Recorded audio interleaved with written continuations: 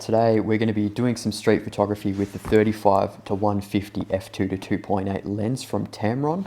I'm really keen to see how this performs on the street because shooting at 35 and then zooming all the way to 150 is going to create some crazy different looking shots. So this is how it looks at 35, and then at 150 you can definitely feel the weight of it. It's definitely heavy. I can't imagine trying to balance this bad boy on a gimbal. I haven't actually done street photography in about 6 months. That was the last time I uploaded on this channel. So you know what guys, without further ado, let's head straight into the city and we're gonna test how this performs at 35mm and 150mm. So let's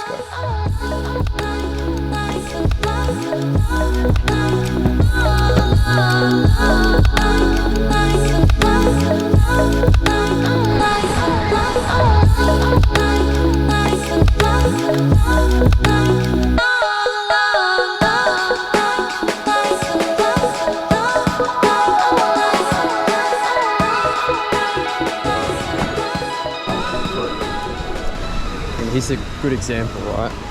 35. Same position, 150.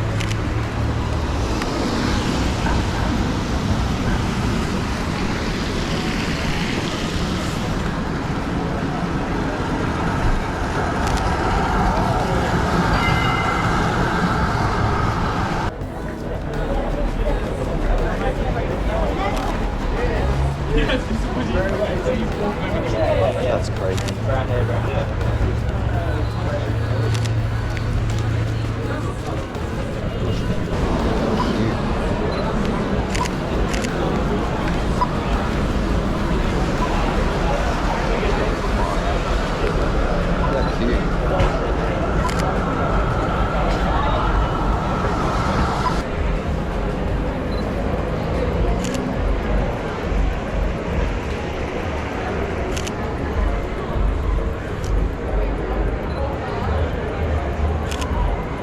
I can literally get everyone.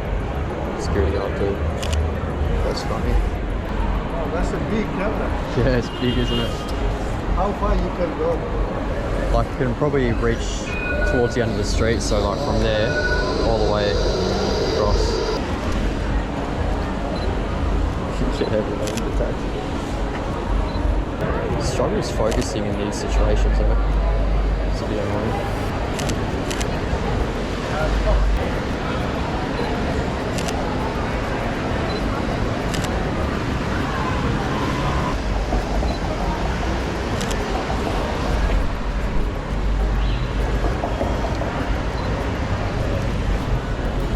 Oh, that's cool.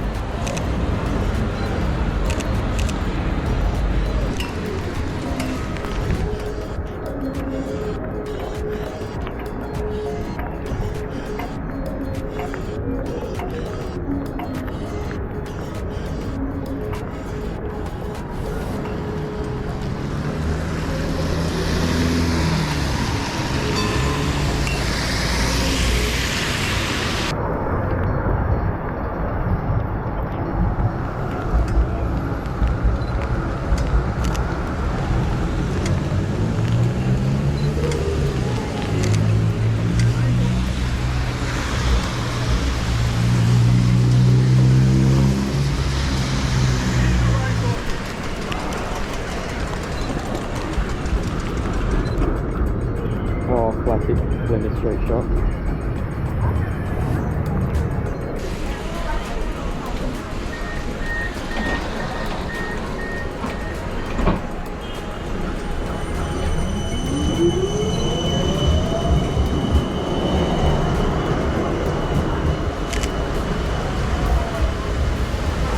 Let's look at the range, dude.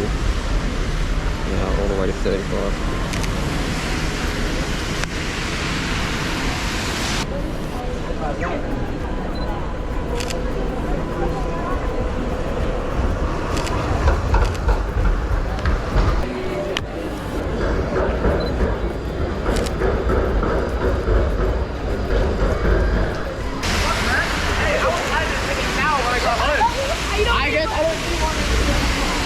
Look how heavy the rain's gotten, dude. Oh my god. Look at people.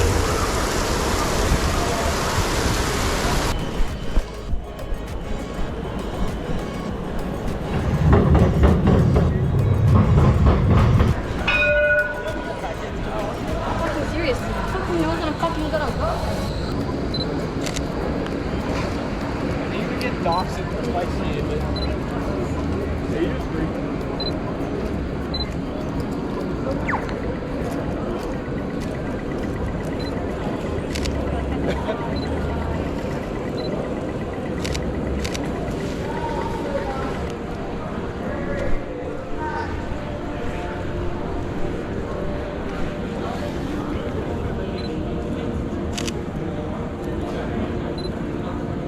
Oh, that's cool.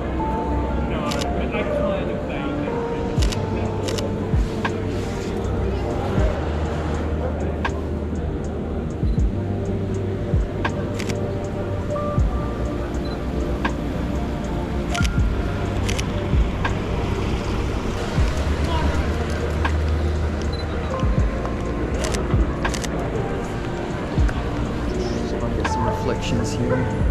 Oh, this is dodgy. There we go.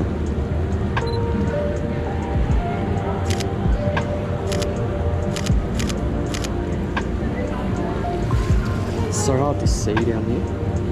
Oh, that's cool. Nice. Look at that. Oh my god, that's so sick. 150 mil. Here we go, oh, sick. Follow this guy.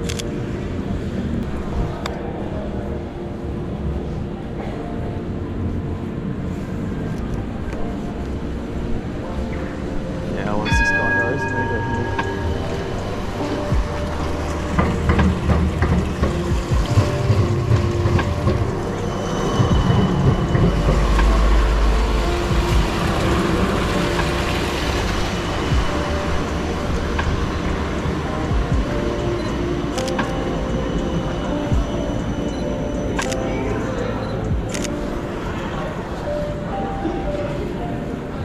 Oh, that looks friggin' unreal, dude.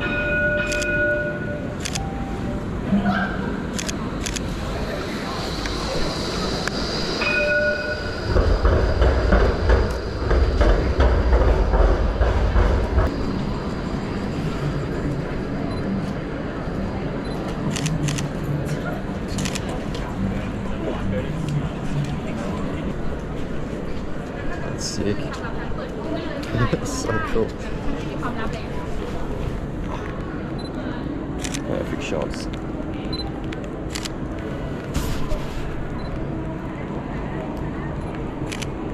Can't really see what I'm shooting, but guarantee it looks cool. Shoot down the line.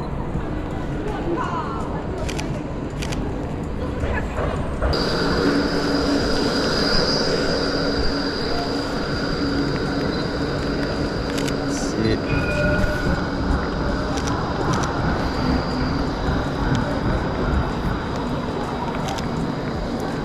It's at 150 mil.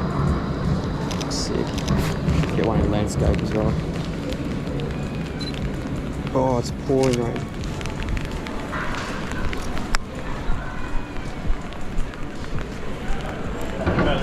You're very right.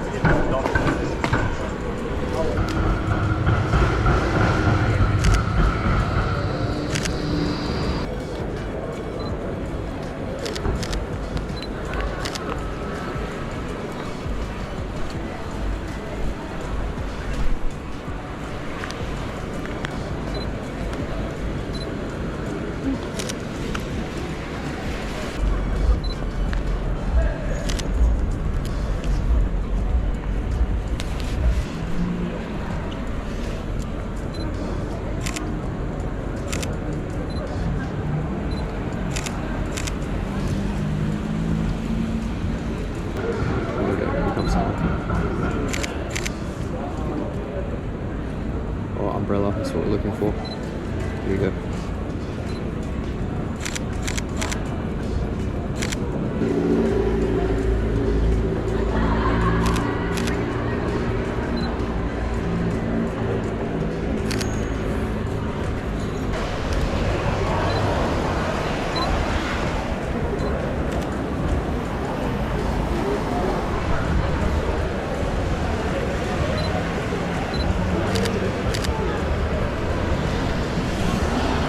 always forget to look up.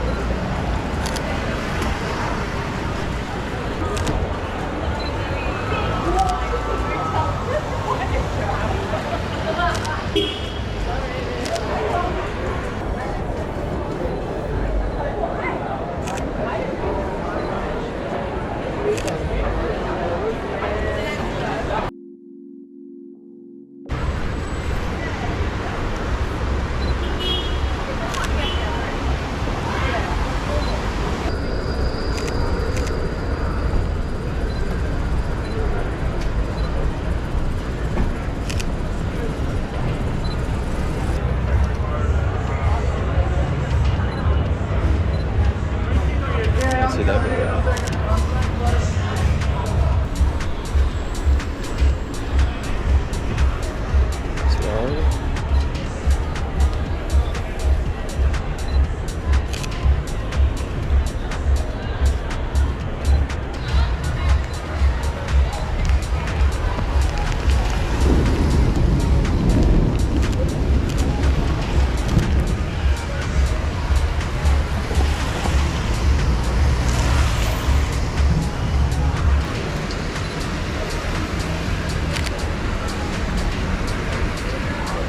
Holy shit.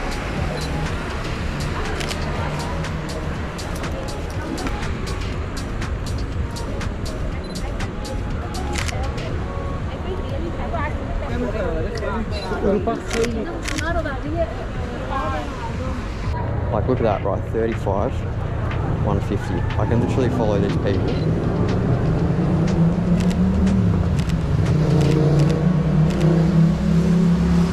That's crazy, dude.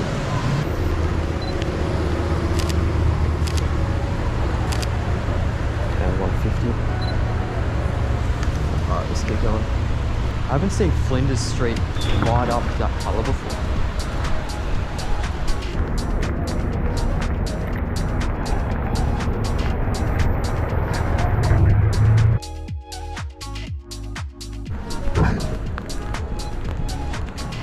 That's cool.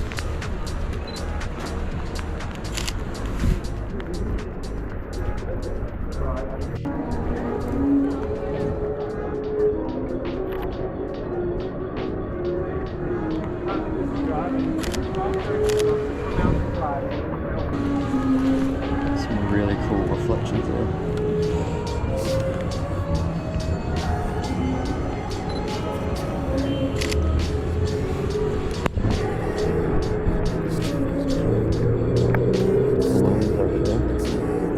This land is insane.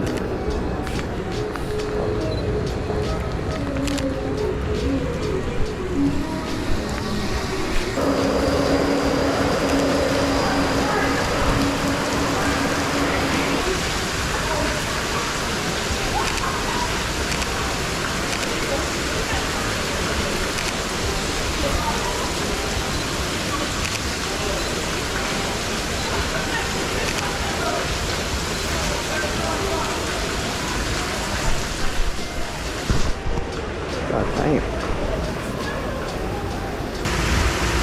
Look how drenched this shit is, dude. Oh my god. Don't think I'm gonna risk it anymore, eh? Could destroy my camera. Weather's too bad for the home. Ooh. What a mission. I mean, look at this, dude.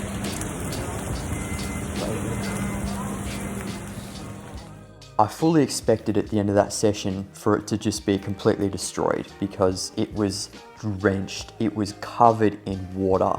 Now, after drying it off, the lens seemed to be fine. It seemed to handle those really brutal photography conditions really well. I mean, that is quite literally the most brutal form of photography that I could have tested this new lens in.